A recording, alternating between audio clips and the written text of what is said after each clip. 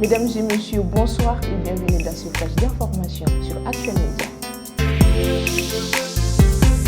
Débutons ce flash d'information avec l'actualité nationale. Au Mali, dans le cadre de la semaine de la fraternité de l'Alliance des États du Sahel, le ministre malien de l'Artisanat, de la Culture, de l'Industrie hôtelière et du Tourisme, Mamoun Daffé, a accueilli ce mardi 4 février 2025 son homologue nigérienne, Safiane Agaïchata Guichen. L'événement qui se déroule du 3 au 9 février 2025 vise à renforcer les liens culturels et économiques entre les pays membres de la Confédération des États du Sahel. Cette semaine sera marquée par des célébrations et des échanges autour du patrimoine culturel et de l'identité commune des trois nations. À présent, l'actualité hors de nos frontières. Au Soudan, le conflit meurtrier qui ravage le Soudan depuis près de 2 ans a connu un épisode sanglant. À Kadungli, les rebelles du mouvement populaire de libération du Soudan Nord ont bombardé un marché causant la mort de 40 personnes. À Niyala, une frappe aérienne de l'armée a tué 25 civils, au total 133 personnes blessées. Alors que les affrontements entre l'armée et les paramilitaires FSR et les groupes rebelles s'intensifient, le pays sombre de plus en plus dans le chaos.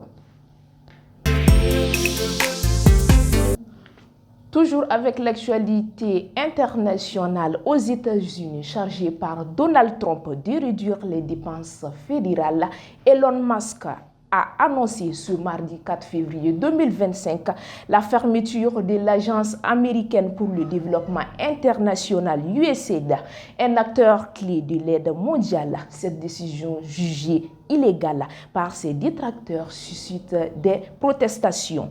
Depuis le Salvador, le secrétaire d'État Marco Rubio réagit en plaçant l'agence sous tutelle et en s'autoproclamant directeur par intérim, dénonçant une insubordination interne. Une crise sans précédent secoue l'administration américaine.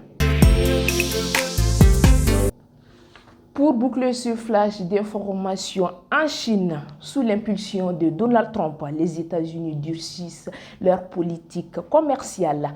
Le président américain a imposé ce lundi une hausse de 25% des droits de douane sur les importations canadiennes et mexicaines, tout en appliquant une augmentation de 10% sur les produits chinois.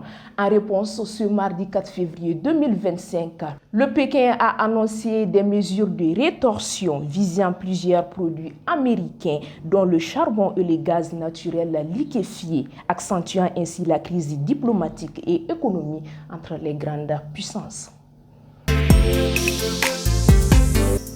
Merci pour votre fidélité. Ceci met fin à ce flash d'information que je vous ai présenté. Merci à vous de l'avoir suivi et à très bientôt. Ce flash vous a été présenté par ETS, Sistra Technologies et l'Université Bazo.